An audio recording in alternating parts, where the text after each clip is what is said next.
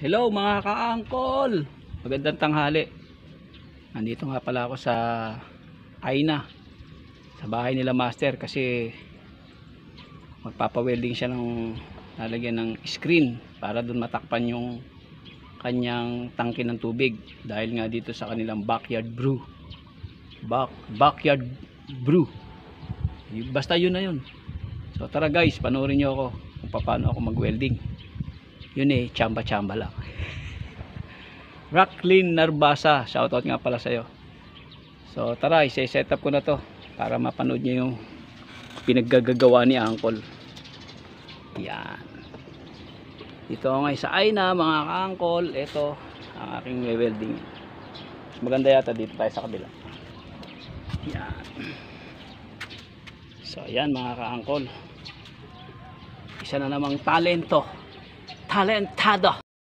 Hello mga ka-angkol. Ayun si Angkol nagwe-welding oh.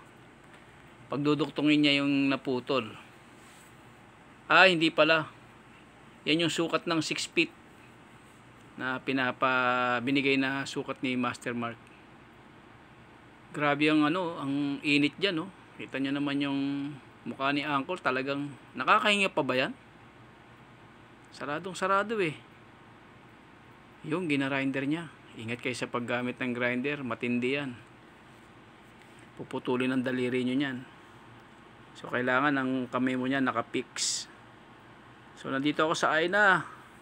Meron na naman tayong isang project na pinapagawa si Master. Hindi man natin natapos to kasi kulang tayo sa bakal tsaka sa oras. Umulan pa nung hapon na yan mga ka-angkol. So hindi ko na naipakita sa inyo kasi nag-overheat yung aking cellphone. Sobrang init kasi kanina. Naka-stand pala siya, nakalimutan ko. So ayun si Angkol nagwe-welding na oh. Pinagduktong niya na kanina yung naputol niya na 4 feet, 5 feet pala ang kailangan. So pinagduktong ko na lang. Pero kulang pa rin talaga sa bakal. So pagbalik natin diyan, malalaman niyo na yan kung saan natin nilalagay. Doon nyo lang malalaman. So like and share and comment naman kayo kay Angkol Joseph. Suportahan nyo naman ako. Ito walang ginawa ko, ano na lang pinagagawa nito. Jack of all trades nga ito kung tawagin eh. So hanggang dito na lamang mga ka-angkol. Babus, ingat po kayo.